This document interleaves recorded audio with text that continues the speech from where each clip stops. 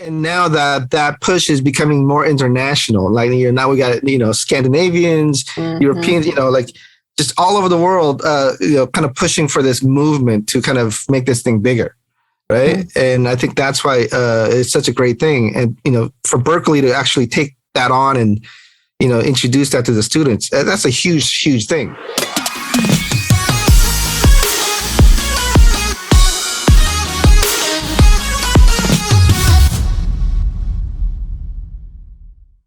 Hello, everyone. We are finally back after some time away, but we will make it up to you guys because our guest today is extra special.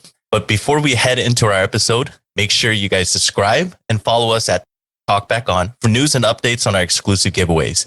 And please don't forget to join us in our Discord, where you will find our hosts hanging out with our community and have some fun. Let's get started with our latest circuit board. Today, we're going to be going over multi-band compression to really enhance your mix and dive a little bit deeper into finding frequencies that you could really either boost or subtract. See you guys back here in a few minutes. Hello, and welcome to Circuit Board. Today, I'm going to show you guys how to use multi-band compressor. Now, usually when people open up a multi-band compressor, they kind of freak out a little bit, but fear not, I'm about to show you the ways and get a good basic understanding of how to use a multi-band compressor. So let's get right into it. So we have our wonderful Talkback On intro session open, and I'm gonna just play you the song and let's see some adjustments that we can make.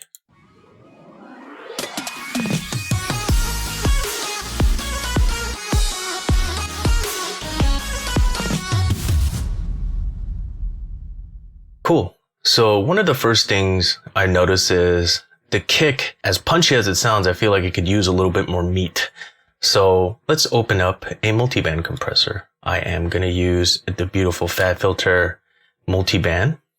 And as you can see here, a multi-band compressor, the way you got to think of it is a bunch of different compressors into one. And you get to select different frequency points, otherwise known as a crossover, and just be able to isolate those frequency ranges and just kind of be either able to boost or subtract, kind of like a EQ. But what's great is you're able to have a lot more control over the shape of the compressor, especially within these bands, and be able to have a lot more, difference in tone with it. So, let's see if we can solo it out and find the meat that we could raise in the mix.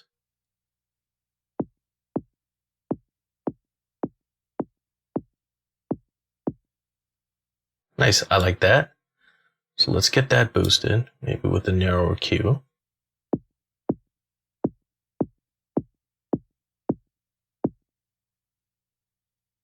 Cool, now let's play how that sounds.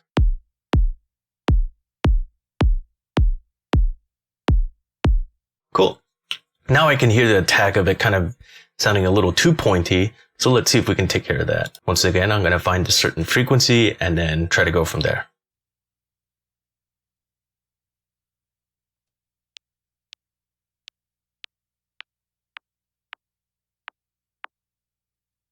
There, sounds pretty good.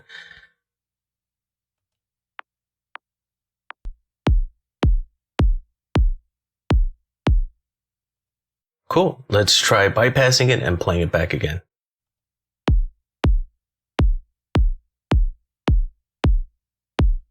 As you can hear, there's a little bit more control now compared to what we had before. So multiband is a great way to really isolate certain frequencies and kind of tame it in a way that you can't really do with a EQ. Since that is addressed, let's take a look at multiband in a mastering scenario. So here we have the lovely ozone on the master bus. I have 3 crossovers here, one in the low end, one in the mid-range, as well as one in the high end. And as you can see, I'm more focused on the compression section here. And on the low end, I'm having a 2-to-1 ratio, and I believe the mid-range and even the high end are around that range as well too. So what I like to focus on is how's the bass sound in relation to what the mid-range is doing. Now, normally in a lot of situations, I like to actually smash the mid-range a little bit harder than the rest of the bands, only because I'm kind of trying to glue a lot of the instruments as well as even the vocals that are on there. So let's play it and solo out each frequency and see what we could do to kind of tame it a little better.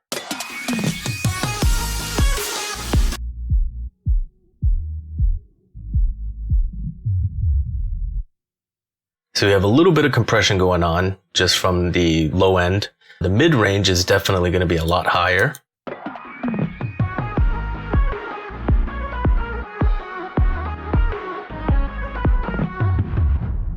All right, let's take a look at the high mid range now.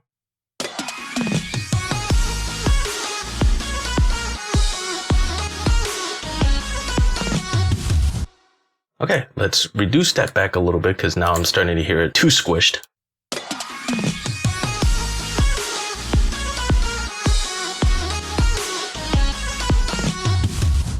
Cool. Last but not least, I believe I have a little bit of compression on the high end.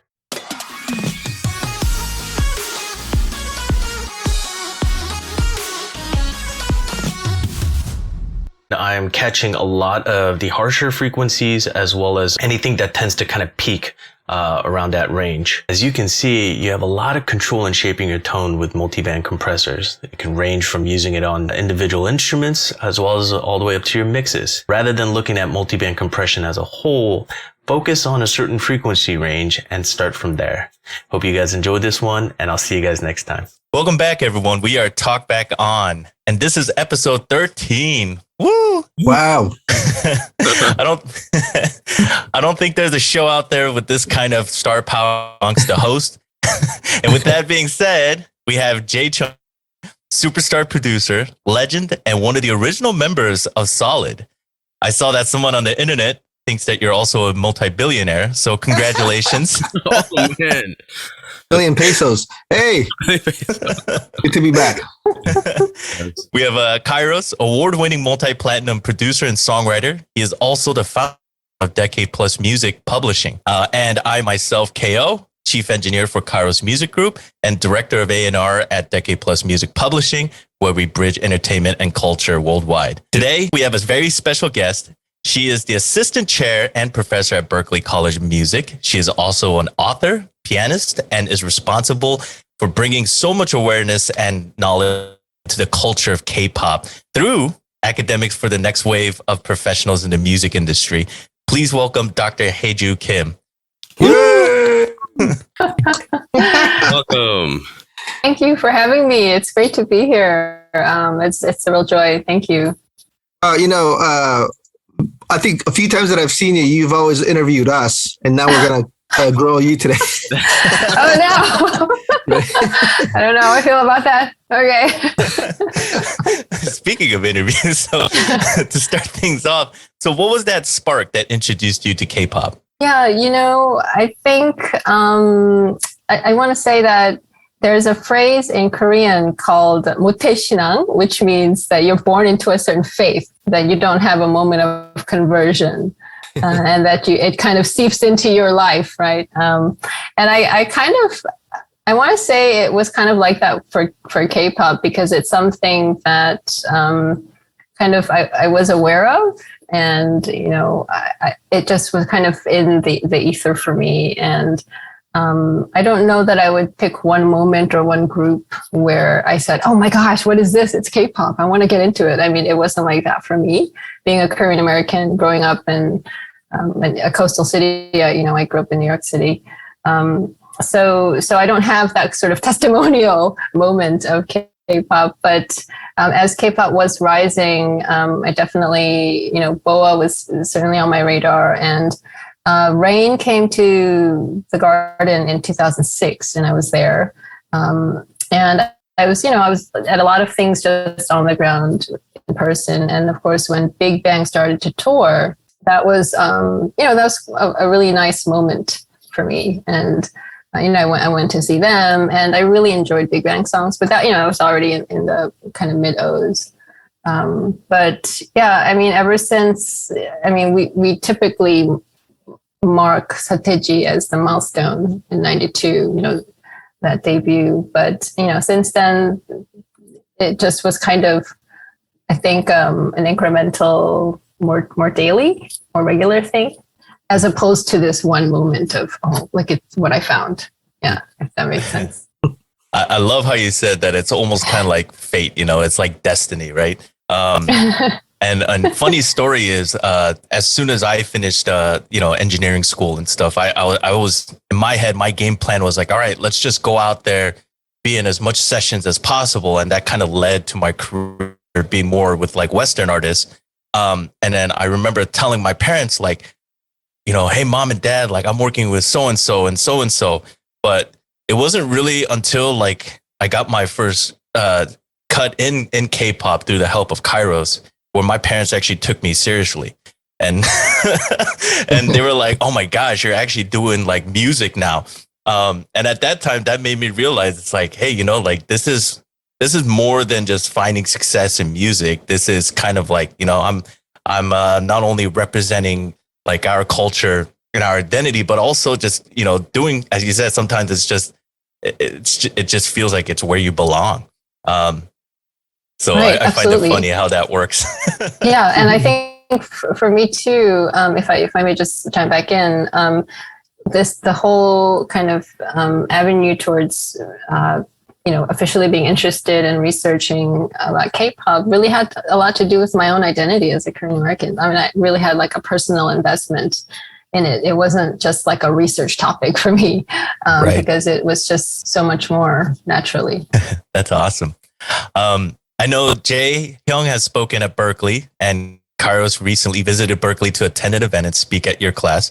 How important is it to you to see professionals in our industry mentor students about the success and pitfalls of this business?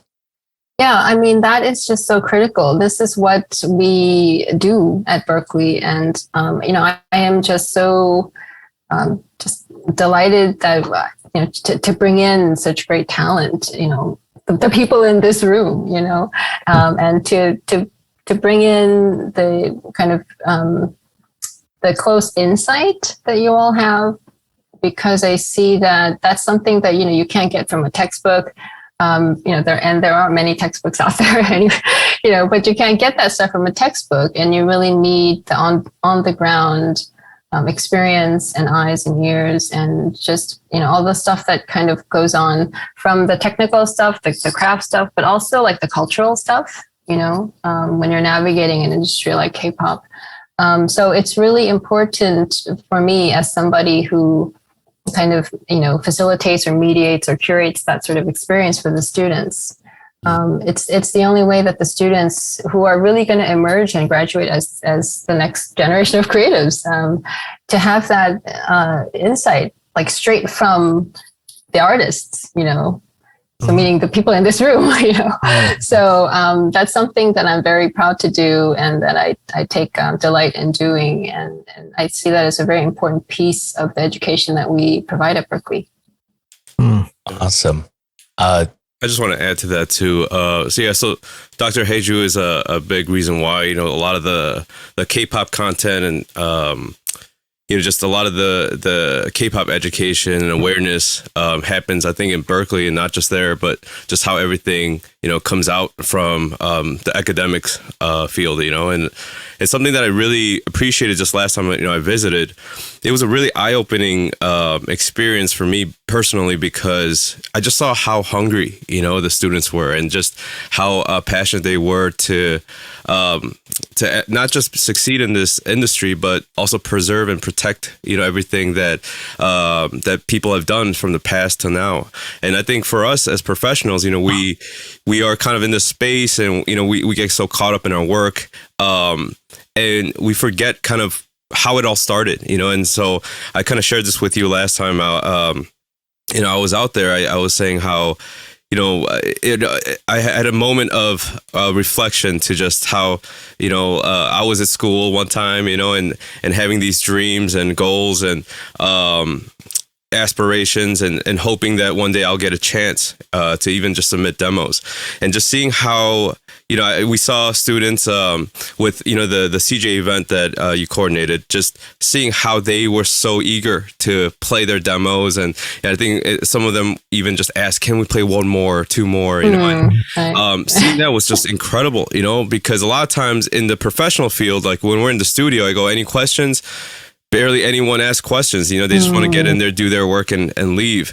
But just seeing that hunger and passion was really inspirational to me, and I kind of shared that when I got back, with KO and the rest of our team, and I wanted to share even with some of our guys that these demos, I think they're better than a lot of the demos I've received, from professionals. And if we can even just spend a day and just kind of reflecting and just really appreciate the come up and just the hunger, I think there's a lot to learn even from the students that have yet to enter the industry. So I think it's very good. Yeah, I just wanted to. Yeah. And at that session that you're talking about, Kairos, it was just, I feel like it was a really special session, a special day for Berklee and the students. We had such a great turnout, and the energy in that room, and the sort of like the hunger and like the passion and the like focused interest in what you and Adrian had to offer, and they were just completely all ears,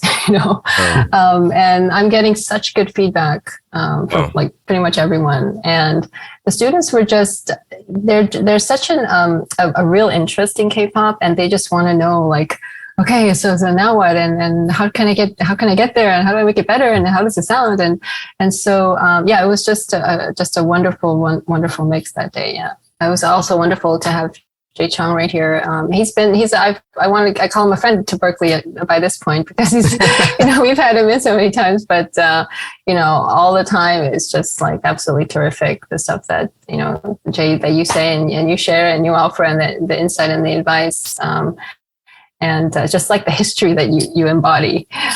So that's really amazing. Yeah, I think, I definitely agree with Kairos as well.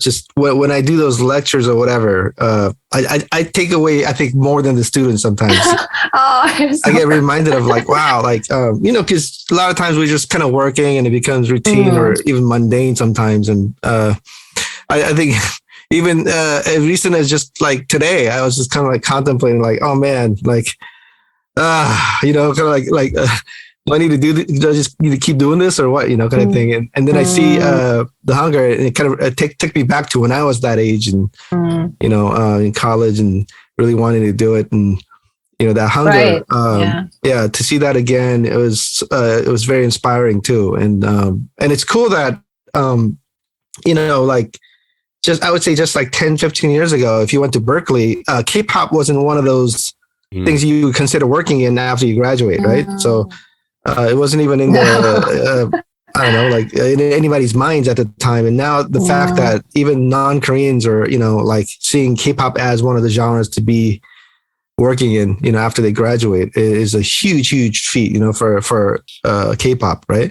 Yeah, absolutely. And I think, well, first of all, I also want to say that like the Berklee students are really very, very talented. I mean, they're like incredibly talented. So it's just amazing to see that talent just direct to, to K-pop, but I also think that, so Berklee has a really high number of Asian and Asian American students, so international students and domestic students. And I feel that kind of repeating these events and like the programming around K-pop and these educational platforms, that there really is a sense in which these Asian students feel like they're seen, and that feel like, oh, hey, this is really, this is a thing now. It's legit. We get to talk about it. There's a course on it. And, I'll say we're running that first course on K-pop right now at Berklee this spring. And in the beginning,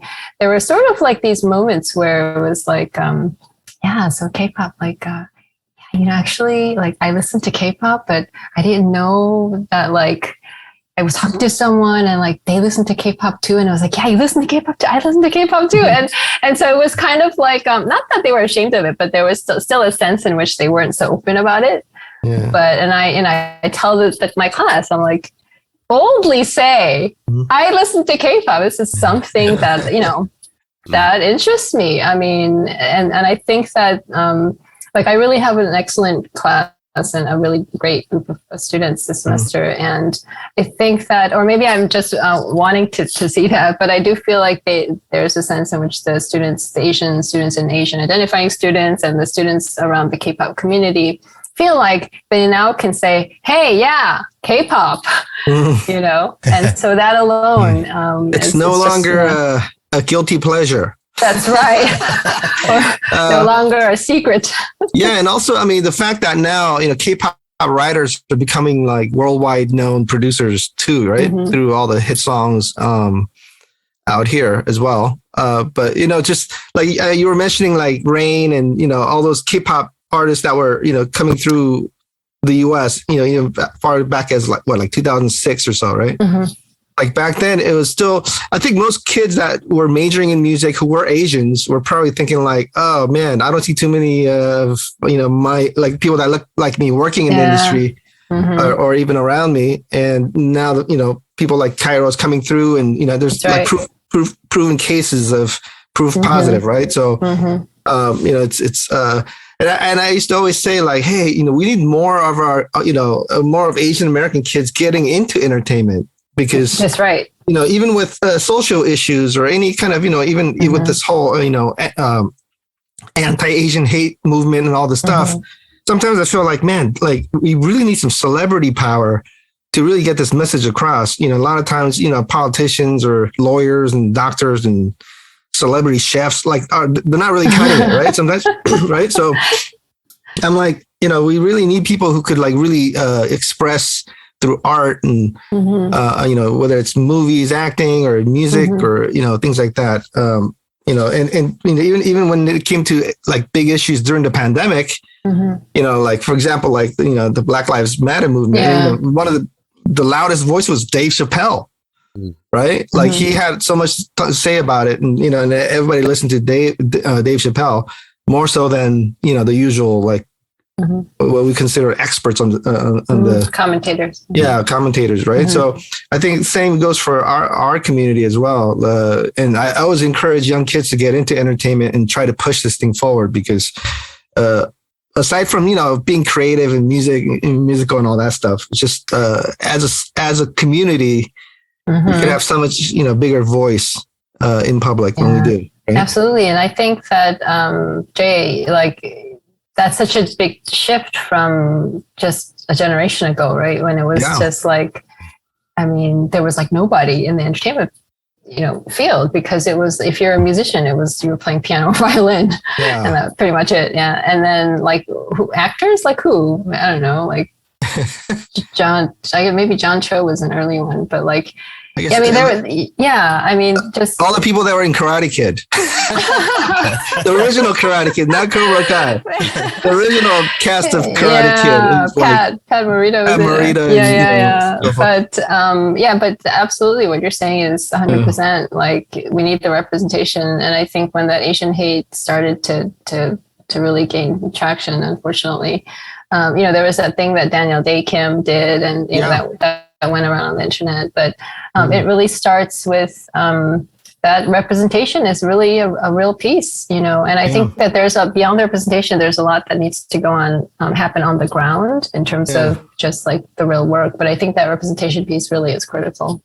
Yeah. I mean, you know, parents are always, you know, pushing their kids to be doctors and lawyers and all this stuff in our community. Right. And then so when something like that, you know, happens to our community, like, then they wonder like, hey, how come nobody's speaking on our behalf? Is because we just don't have that the political voice. And I think that's kind of like, for me, that's even a broader conversation on like the Asian American political voice, which, you know, we have our sambes or are the ones that went before us, the Black community, you know, they sort of have a bigger voice and we have a lot to learn there. But I think the Asian Americans who have immigrated, you know, we're like now for second, third generation, you know, we're just busy trying to, you know, buy the store, buy the, you know, house first. And I think maybe now I see a little bit of a change, but hopefully that voice will be ever stronger. I mean, but, you know, a school like Berklee College of Music, you know, like actually like teaching that in the curriculum and, you know, pushing it is a huge thing if you think about it. Yeah. Right. It's this isn't something, you know, it's not done at a local church kind of a deal. This is like on a, you know, academic scale at a very, very renowned college, you know, worldwide actually. right? To actually acknowledge K-pop and to kind of facilitate this for young kids and give them some sort of an outlet, right? Yeah, and I feel very fortunate and very honored to be doing this work at this institution, and just the kind of students that I get to interact with, and I feel like it's really it's really an amazing kind of moment at a music school. You get to study K-pop, because I mean, I've been teaching K-pop at the college level for quite a while, but typically at like a university or like it would be cross-listed as music department or Asian studies department, or like, a liberal arts college or something. But at a music school, at a music college, it's a first. Yeah. Actually, the funny thing is, the only Asian people that I know that came from Berklee was like the session players. When I was in Korea, like there's like a few, maybe like a handful of session players that everybody would use in the studio, right? So like, I think like Danny Jung was like one of the first, like I think he's from Berklee. Is he from Berklee? I think he is. Danny Jung? Danny Jung, the saxophone player. I think he's a. Oh, you mean the older? Yeah, I mean, he's older than the students now, but so he was one of the.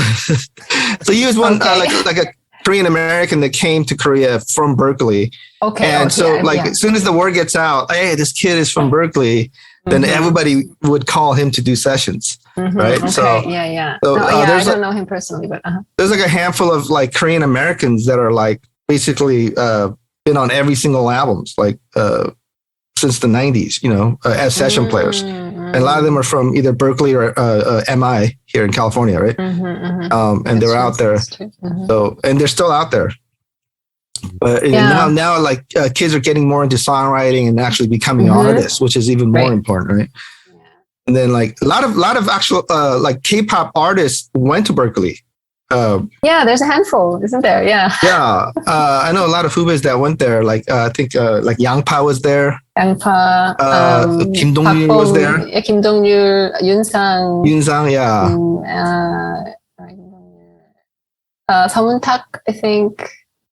A lot of people went. Even Psy went there, right? Yeah, Psy. Psy went there. Psy in the 90s, he walked these halls. For a time, yeah. Hakbom, right? To anyone's Hakbom. Yeah. So I guess it's Berklee's not new to K-pop, but to the Koreans, no. To the Koreans, yeah. And there's a singer, there's a gasu, Jang Hae-jin. Yeah, I think she's Berklee too. Wow, she went to Berklee. Wow. Okay. Yeah. There's a handful. I worked with her years ago. Yeah. Really? Yeah. So, there it is, that Korea intersection. Wow. So here's a question kind of tying into this conversation. Most people that follow K-pop in the last few years might not really know about the evolution of K-pop. Where do you think Korean Americans fit in the development of where K-pop is today? Well, how can I not start with, this group called Solid, I mean, it's not that I would be remiss, but this would be just a complete crime not to mention. I mean, think about how seminal that group was in bringing over that genre and the know-how.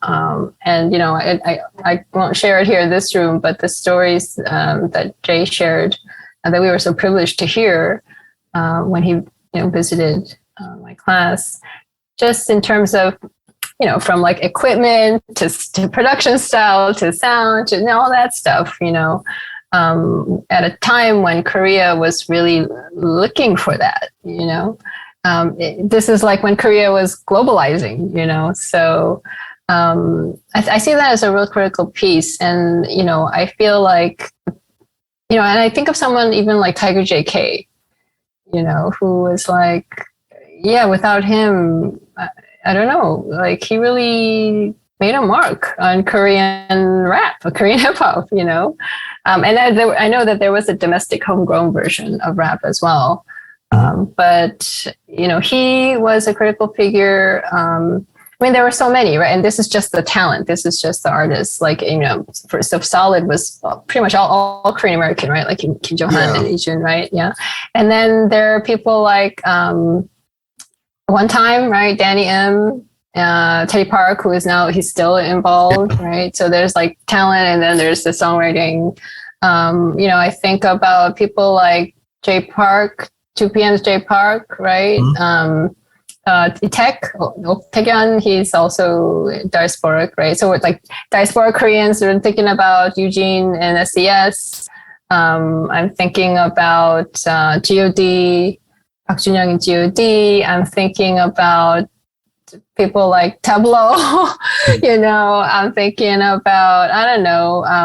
I want to even say someone from Classic Climb was diasporic.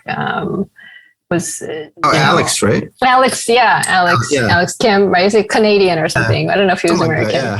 But there it is. And like, then we get into Girls' Generation, Jessica, Tiffany, right? And then, I don't know, Blackpink, Rosé, Jenny, Eric Nam, right? And that's just the talent. But I'm thinking also now of people like Kairos and KO yourself, like you are Korean Americans who are really doing all the craft work on the, so when I say talent, I'm saying like, so that the idols and the artists who are like on the stage, and then there's like a whole group of talent that's doing all this, like the writing and the mixing and all that fancy magic stuff that you all do. These are Korean Americans doing that. And then let me also say that in the industry side, right, you have Korean Americans, and I think everyone in this room probably knows Bernie Cho, right? He's I see him as a really important piece in that whole K-pop puzzle. When K-pop is not just about the idols or the singing on stage, when it's a whole universe that really makes the industry run, and like so including the executives and the producers and songwriters, and I think of people like myself who are the educators, the kind of the mediators, the curators of knowledge who are teaching it. I know a lot of Korean American professors who are teaching this at the colleges, and in the United States and in Canada, mostly Korean American diaspora Koreans. Writing these courses, creating these courses, and so that knowledge is being repeated and made available, and so I think that when you think about K-pop, and this is something that I also shared with Kairos, but I do think that story is so colorful and rich and big and broad. It's not just like this idol and the training system. There's like a whole world.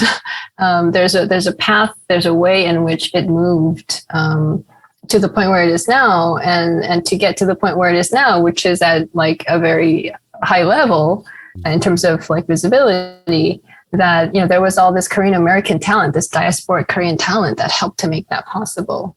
And so that's something that I would like to kind of think more in a structured way in terms of maybe like a project or something. But I do see that as something that remains a bit untold yet. But the Korean Americans have been very important. The kind of a funny thing that I was talking about with somebody recently is that, like, because Korean Americans are sort of like the cross section between Korean and, of course, America, right? So the weird thing is this. So this is something that I've seen personally. There's part of the local people, like the community there, that don't want to give us the credit. So they want to write us off of history, sort of. There's that group of people actually, and on the flip side, in the U.S., like in the Asian community, they want to write off those people that sort of work over there. There's this weird. So in many ways, Korean Americans who are actively working in K-pop in Korea are sort of in that. I say like a blind spot, sort of. And you can see that by some of the like K-pop history books that came out recently on both sides, in Korea as well as the US. You'll see a lot of the key people that played huge roles in the music industry that were Korean Americans are not in those books.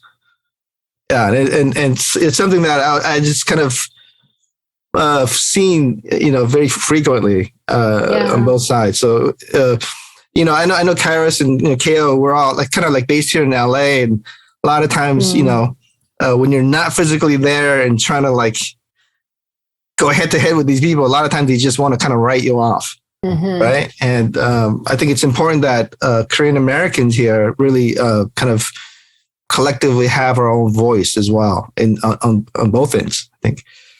Yeah, absolutely. And, if there's the right time for such a project, where if I can maybe work on this project, I'm going to have to interview all of you, so that I can, just put that all down on paper. But definitely, I think only Jay, a Korean American, would completely understand what you're saying about being written off on both. Yeah. Like on both sides of the Pacific, Yeah.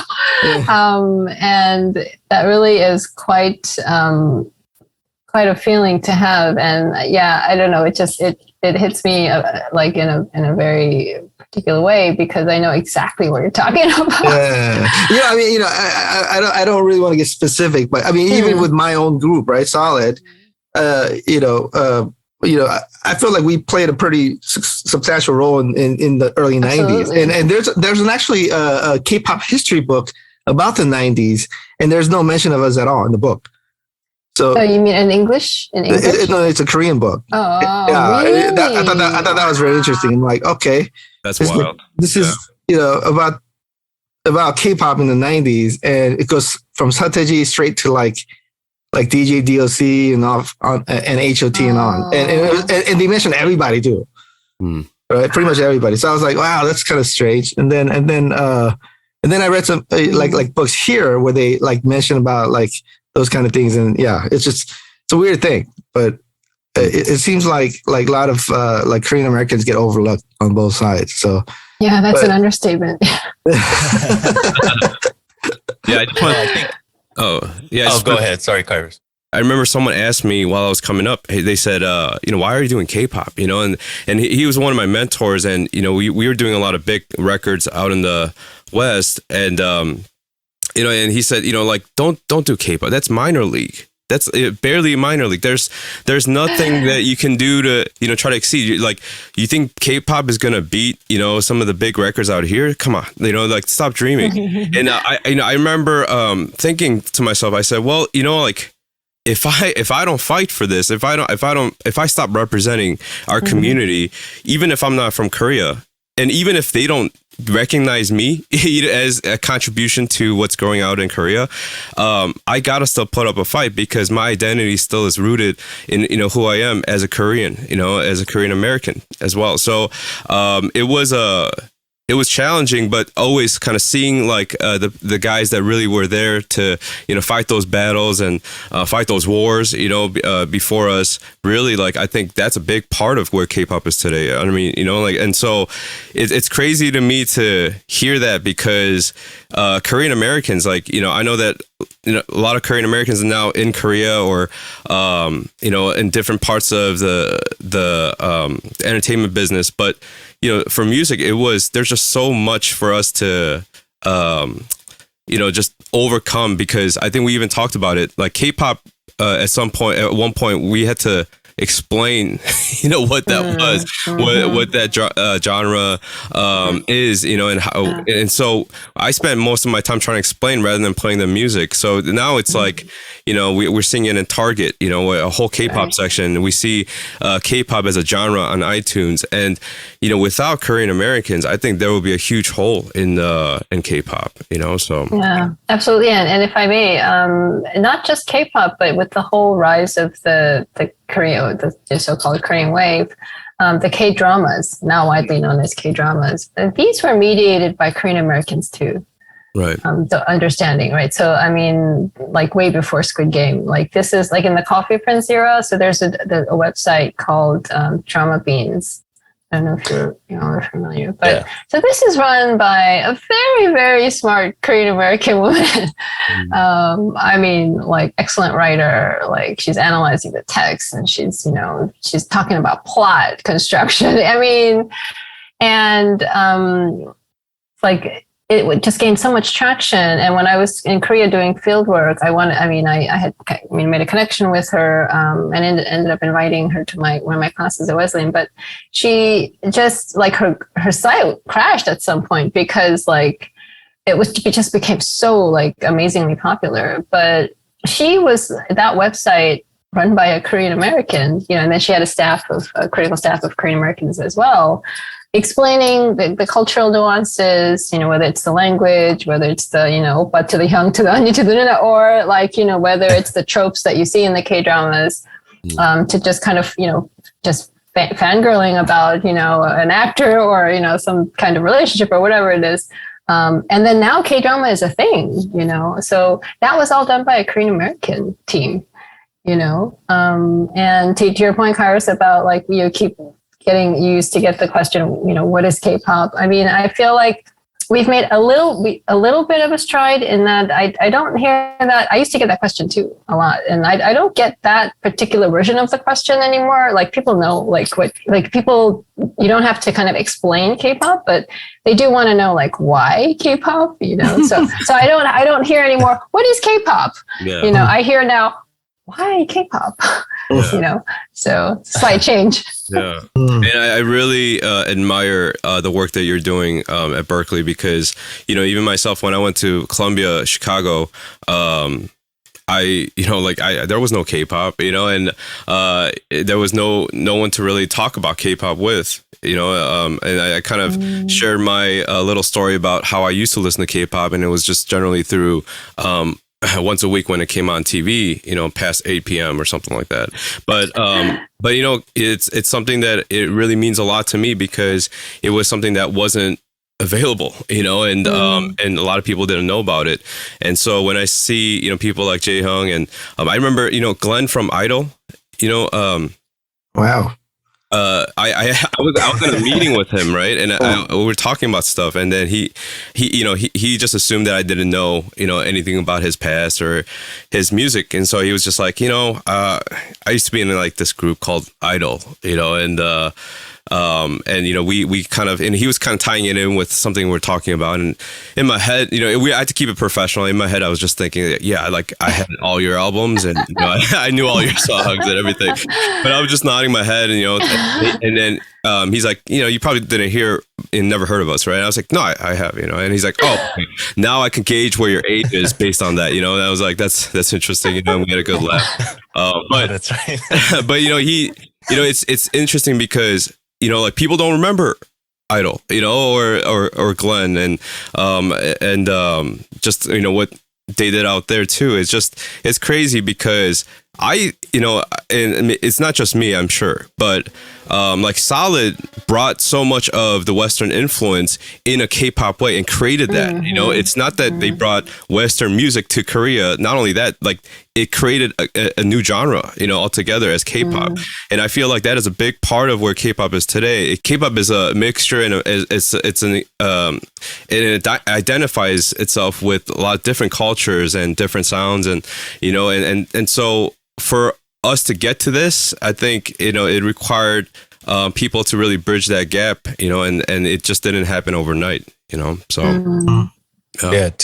just to add on to that, I think the responsibility, or I mean the reason why K-pop is so known globally is due to Korean Americans, and I, more than it just we talk a lot about Jae-hyung paving the way for modern day K-pop, but I think the biggest things is, going to Korea out there and, meeting some of the people out there too. They speak fluent English. And then we ask them, if they were born and raised in Korea, they would say Orange County. And, Fullerton. Yeah, they're all from Fullerton. Sunny Hills. Sunny Hills. They all went to Sunny Hills High School. But I think it's crazy because nowadays it's, we're pretty much that bridge of introducing our native culture, but also connecting it with the American culture, right? Which we were raised in. And that's where we play a pivotal role in order for it to actually grow more in success. Because as you mentioned, not only is it just in the music world, but also dramas, now movies as well too. And without that proper connection where we have Korean Americans of ourselves, it's good. It's a very difficult thing. And, like a lot of people, what's great about our language is really easy to read and write, but to understand is a completely different thing. Yeah. And I'm sure all of us here has watched movies and dramas here, and we see translation sometimes. And it's like, I don't know if I would necessarily translate it like that, right? Because it's so hard to explain it, especially with our language and our culture. But, but the thing is, we know, especially for us, when we grew up in America, we know how to kind of at least get the point there, so mediate. Exactly. Yeah. And I think that's where we play a huge pivotal role. I guess right now we're kind of like the unsung heroes of the whole culture, but it's great points that everybody brought up. What's interesting is like, a lot of people who work behind the scenes in Hollywood, they would take their coworkers to eat some Korean barbecue, take them down and sort of introduce, and, they come, these people, maybe some of these people have never been to K-Town, right? And then they go out and eat some Korean barbecue, and then all of a sudden hear some music, and they hear, the music, the environment, the food, the TV, like there's like this whole thing going on. And I think Korean Americans definitely played that role of introducing it, I think, even behind the scenes at the level of the staff, Right. Ground level, sure. Yeah, because I would say just even 10 years ago, K-Town, Koreatown was very, very like homogenous. Like, like if you went to a Korean restaurant, it was majority Koreans. Now it's become very, I hate to use the word gentrified, but it's become more international. Okay. Right. So now it's become more mainstream. So right now, if you, go to any restaurant in K-Town, it's just multi-ethnic like groups eating there. Right. So, and I think K-pop or Korean Americans had huge roles in that, introducing it to their coworkers and kind of, trying to work that in at every level, right? That's right. Yeah, that's a good point. And I'll say also that the New York K-Town, which is just a slice of what LA has. I mean, it's not really a town. It's just like 2 blocks. Also, no. 34th Street. Right? Yeah, Flushing? 32nd, right? 32nd. Flushing has a very small, weird kind of. The Flushing, my stomping grounds, though. Oh, is that right? But the K-Town in Manhattan, which is like 2 blocks or so. I mean, 2 very modest blocks, but every time I go back, it's very international, just like Jay said. International. And it's become a tourist attraction. The G word. Don't dare say the G word. That's so funny. Oh my gosh. One thing that is fun about Koreatown in Manhattan, though, it's kind of like Korea, though. Like you can literally spend your whole day in one building. They have everything there, and just in one building, from the top floor all the way to the bottom floor. I remember that place. That Koreatown is definitely a lot more reminiscent of Korea versus K-Town over here in LA. Yeah, we don't have as much land as in LA, where you guys are spread out over there. We're just, we don't have as much land, so we're just building up. So. every level, at every level, like people are trying to like promote this thing, right? And I think it's not so much like the US, like the music scene here, where it has like a long history and it's kind of like has its place, right? And when you graduate from places like Berklee, you graduate to partake in that. Whereas K-pop, it's this constantly evolving movement, and everybody's trying to like push it forward together, right? And find the path.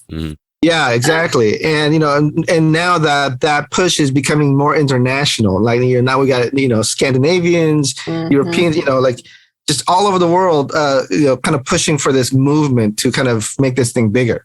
Right. And I think that's why it's such a great thing. And, for Berklee to actually take that on and, introduce that to the students, that's a huge, huge thing. Most people might trivialize that right now, but like, even like I said, like even 10, 15 years ago, that was, like nobody would believe that would ever happen. Right. Yeah. I have to say, I'm careful to use the whole institution's name of Berklee. I mean, I do work that I can do at Berklee, and it is Berklee, but, it's, one thing at one class at a time, one event at a time, but I do feel, I'll say that there really is of real interest. The staff to the faculty to the, of course, the students, and then at all levels of leadership. I think I would say at almost all levels of leadership that there really is a consciousness about K-pop, and so I've been invited to present and talk to certain people across the college who really had like really sincerely wanted to know more.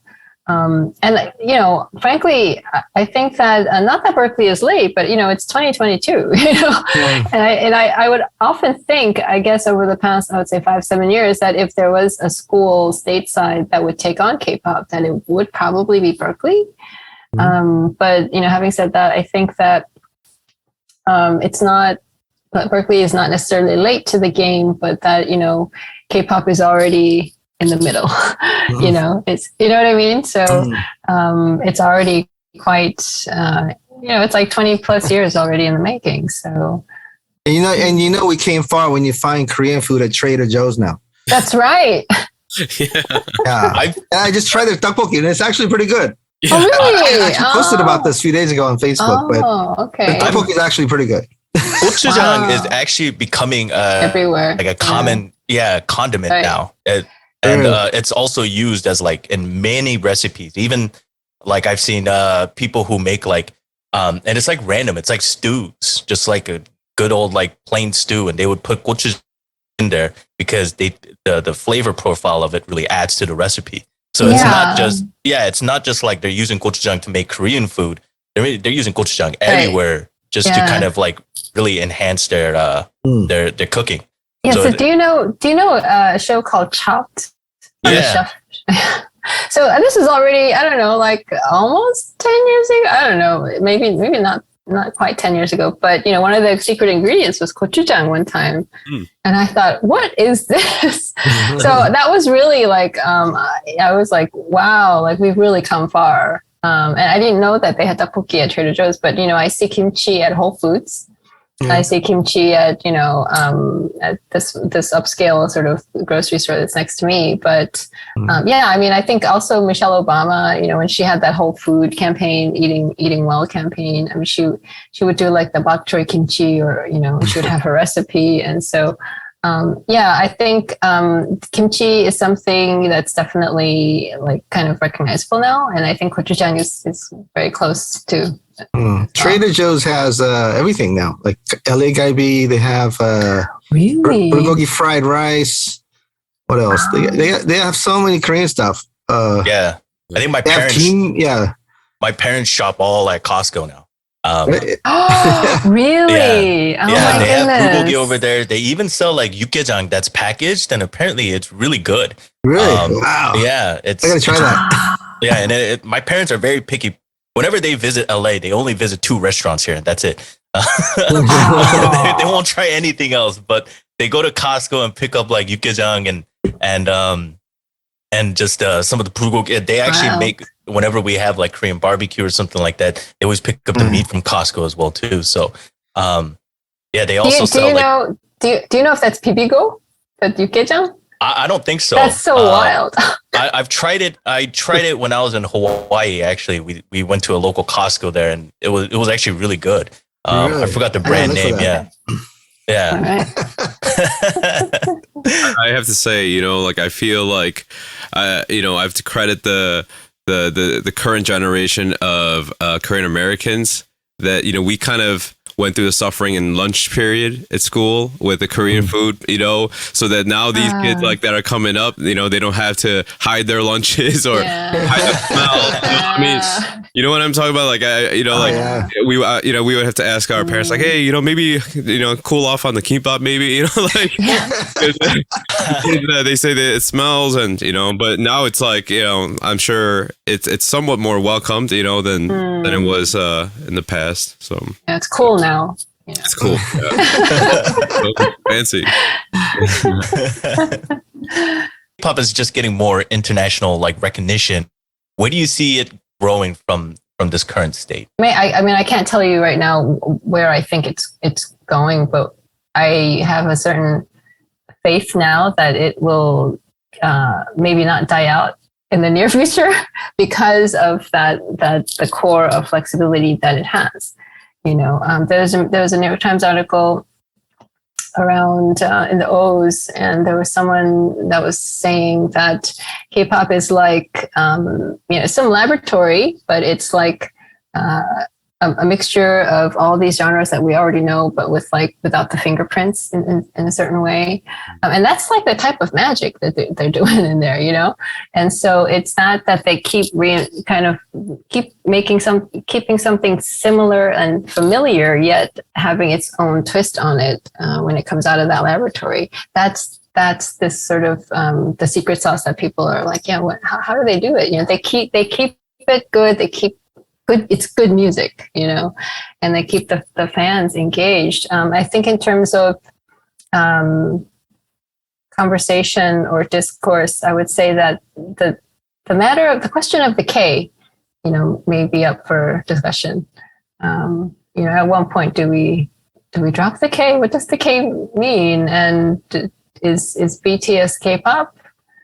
Because K-pop is kind of just too small a category to contain a group like BTS. So is BTS just pop?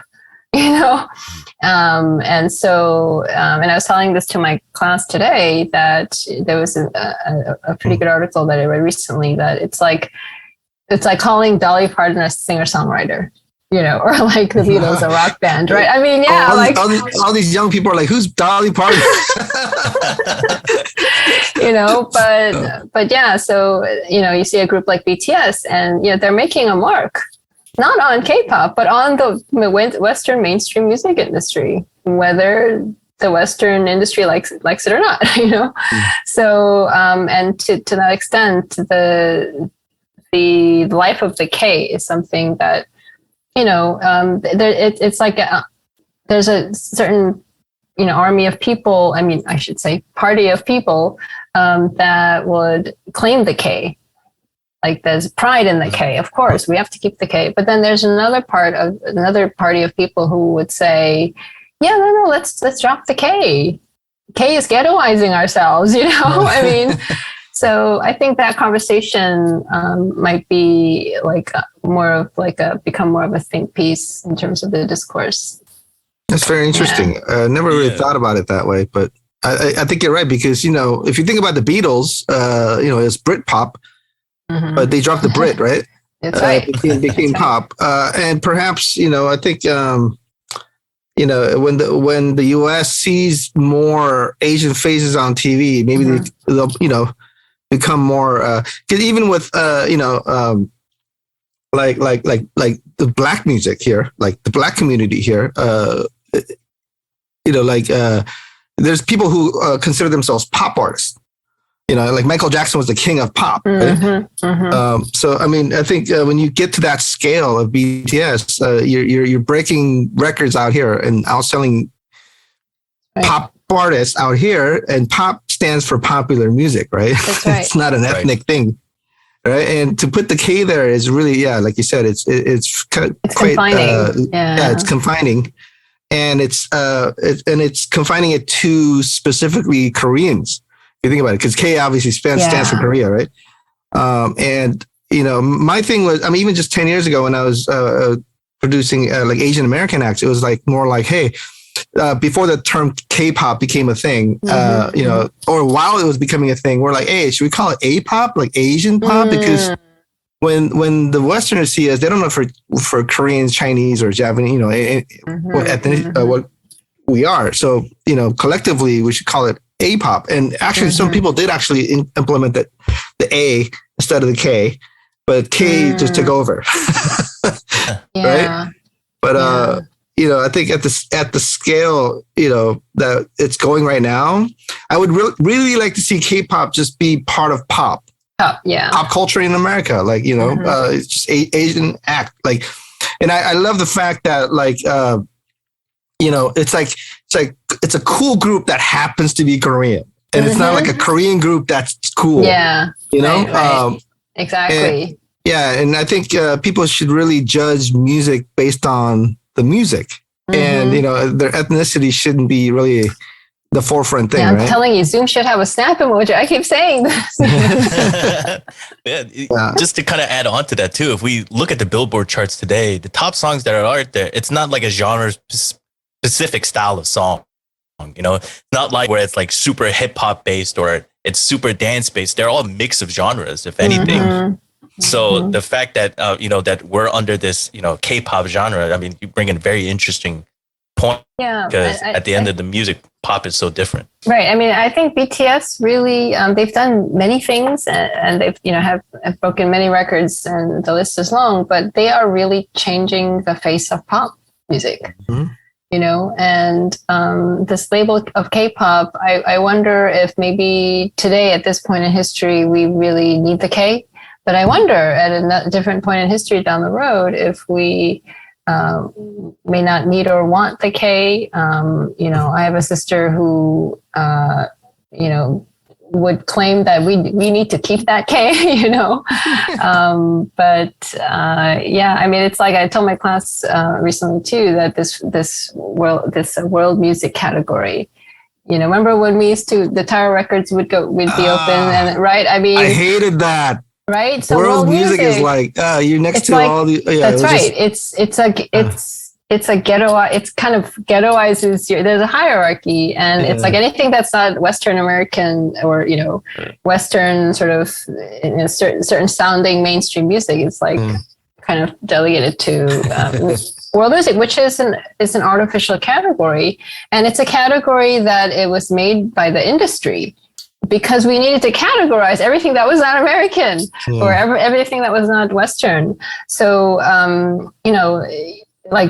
people who study ethnomusicology have feel a certain way about that the label world music. But I mean, similarly, along similar lines, the whole K-pop thing is just So I think at the time, I guess that was probably the best way to categorize it, right? At the time, right? There wasn't really historically, much pop music coming in from overseas. It was most if you looked at the world music back then, it was usually like tribal music or something like traditional music, No, I mean, there was stuff coming out of Africa, that was very pop, pop-ish. And, they had certain sounds going on, and it just was, I think we didn't really have a language for it or terminology for it.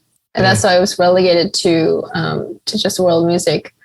But to your point, Jay, I mean, I think historically, that's why I say at this moment in history, because it might not be the case, 20 years down the road. Yeah, I think, back when, we had physical record stores, it was harder, obviously. I mean, of course, back then K-pop was practically unknown here, but now with basically you just need to convince somebody like Apple Music to change it. Mm-hmm, right. And it'll change it for maybe half the industry, right? And then Spotify, everybody would follow suit, right? And I think, I think Bernie had something to do with that.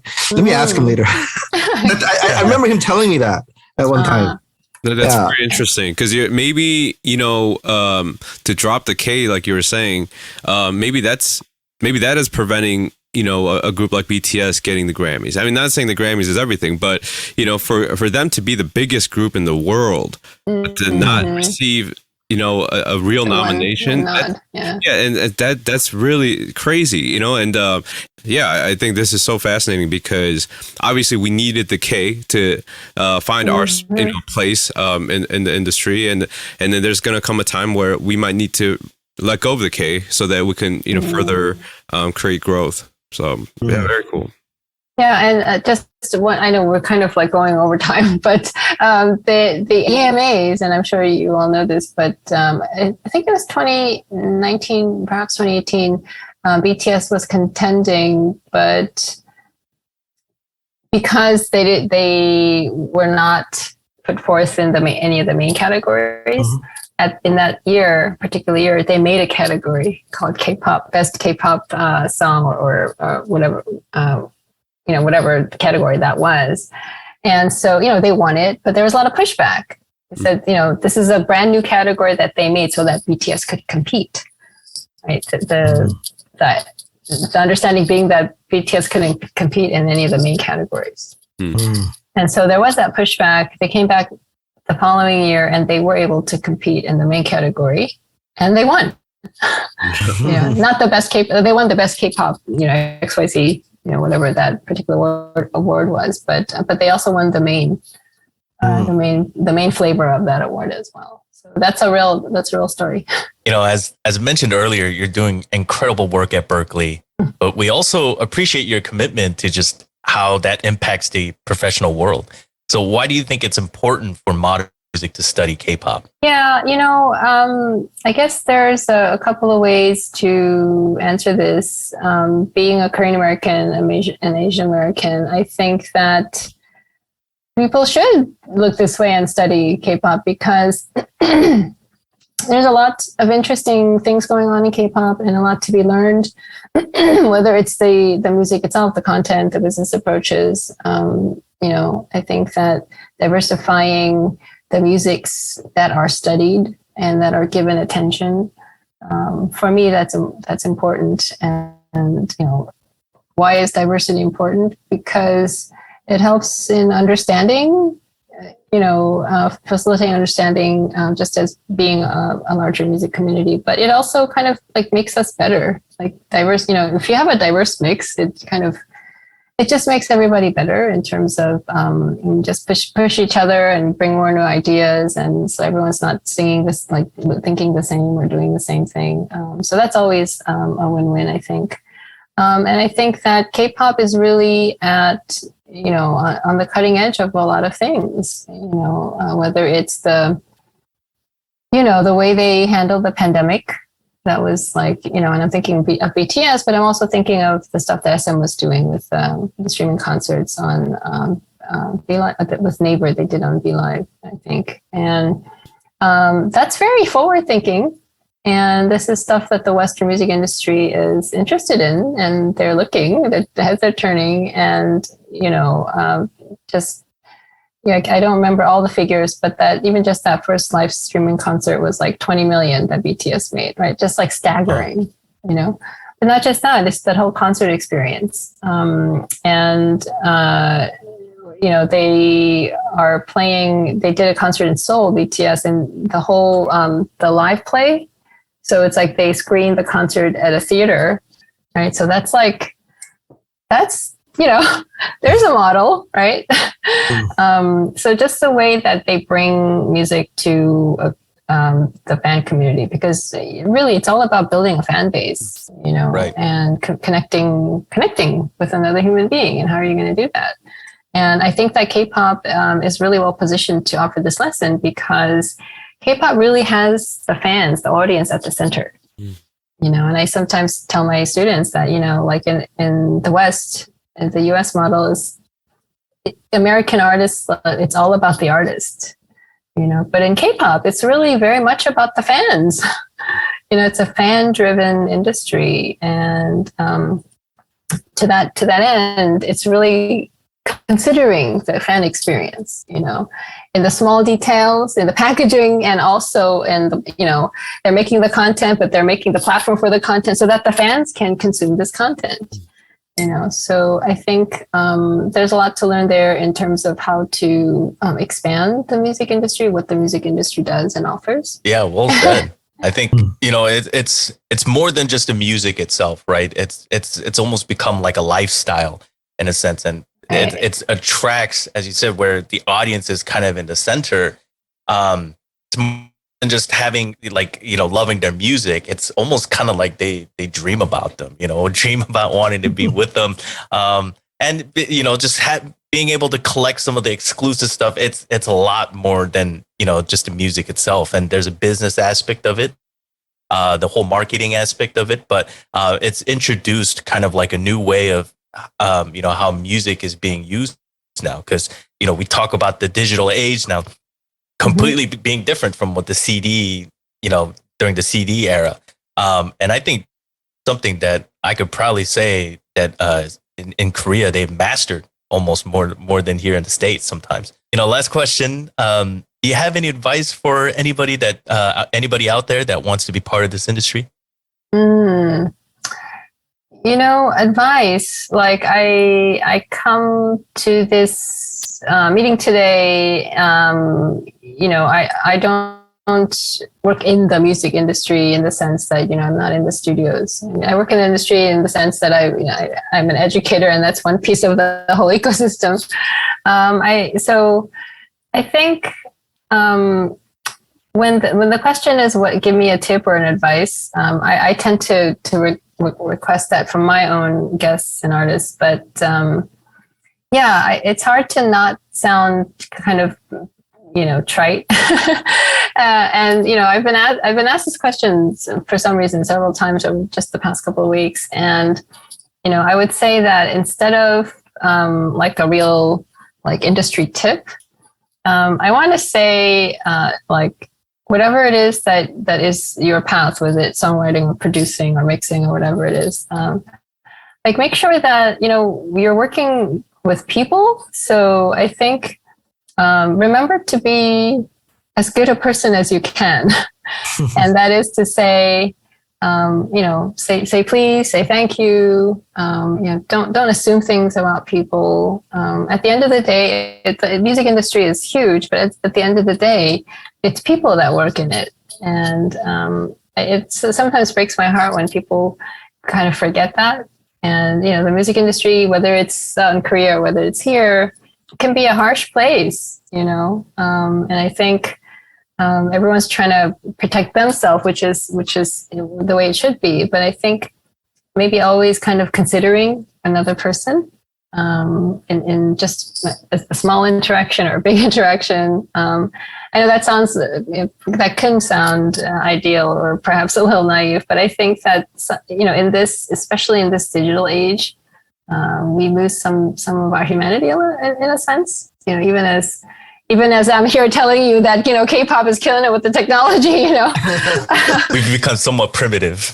Yeah, and so just to be kind and just to to be a good artist, I believe you have to also be a good person.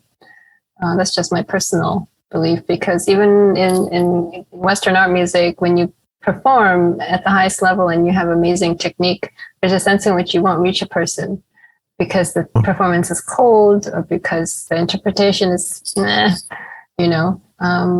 so make sure you don't lose yourself as you navigate this the harsh music industry. That's what I would say. Mentorship is a major factor in just how you grow and the people that you're surrounded with and surrounded by. And so I just want to thank you guys and thank you Dr. Hae Joo for coming on the show. I definitely learned a lot today just by listening in on the different topics and the conversations that we've had. So yeah, really I think that this is something that's not only for people entering the music industry, but really for everyone that's interested in doing it the right way. And I talk about how our publishing Decade Plus Music, we talk about good people's good vibes, good energy. And I know those three things are very hard to find in an environment where everyone is, in many ways they have to go out and hunt for themselves, and they have to go out there and find protection for themselves. But I do believe in power in number, and when you do find the right people, and maybe there aren't that many good people in this industry, but when you do find them, you want to absolutely keep them close. And I definitely feel that with this group here. So I just want to thank you guys, for sharing your knowledge, your experience. And, I think that's just it's just overall a really good episode, of talking about the different aspects and perspective of the industry. So thank you. Yeah. And thank you all. I'm quite honored to be here. And I feel like we went from K-pop to Korean food to Korean dramas and to being Asian American. So, but yeah, it was really a pleasure to be in conversation with you. Thank you so much for having me. In the spirit of everything that discussed today, Talkback On would like to offer your students at Berklee an opportunity to win an exclusive one-on-one mentoring session with any of our hosts here. So we give away our one-on-one spots exclusively to our community members. So all they have to do is just be active in our Discord server and message under the comments for episode 13 with Berklee or hashtag Berklee 101 when it comes out. Oh my goodness. This is amazing. Oh, thank you so much. I feel like I want it. Oh my God. Wow, thank you so much. That's so kind. Yeah, wow. I'm just flustered. Thank you. That's amazing. Yeah, so when this episode drops, we'll open up the comment section, and they can just hashtag that, whether it be on YouTube or Instagram, and then we'll pick a winner. And hopefully we'll get to know more students at Berklee, and yeah, I think it would just be great to just provide that space and opportunity. Yeah, super. Oh, that's amazing. Thank you so much. Biggest takeaway here is that every step that we take, whether it is coming from an academic background or even just diving right into the industry, being a good person, it always starts with just being a good person. Somebody that's able to just go through with it and understand that there is definitely a bigger thing for everybody in the future. So hope you guys enjoy this one, and we'll see you guys next time. Bye.